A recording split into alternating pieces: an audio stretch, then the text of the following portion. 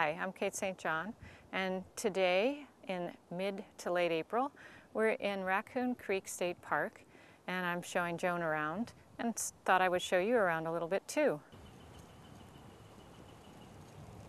When you're in the forest and there aren't a lot of leaves on the trees, one thing that you can do is look around and identify them by their bark.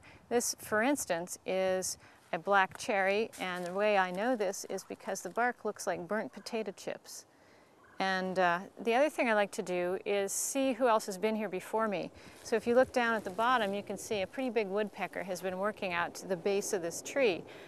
Over here is a young tree that in the fall was visited by a buck with velvet on his antlers. He rubbed his antlers on this tree and he pretty well rubbed all the bark off.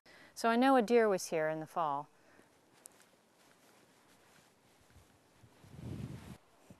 So this is Trillium grandiflorum. I call it large flowered trillium. It's labeled here as white trillium.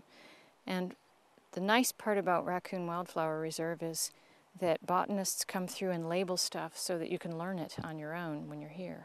Here is sessile trillium, otherwise called toadshade. Notice that the flower never opens. And in the background, you'll see skunk cabbage. Its claim to fame is it smells bad if you break the leaves, and it survives the winter really well because it generates its own heat in the cup where the flower forms, and so that it can actually be warmer than the surrounding snow. We're going to look at the evidence of beavers here. The creek doesn't support fish, but beavers don't care, they eat wood.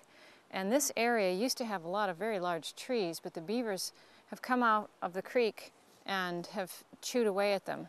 And here's a dead tree with, you can see where the beavers were gnawing it.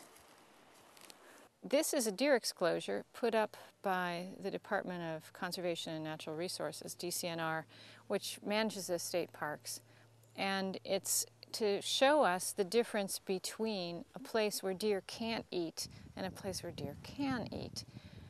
So they put up this exclosure in advance, and now we just wait and see what grows inside the exclosure that does or doesn't grow outside.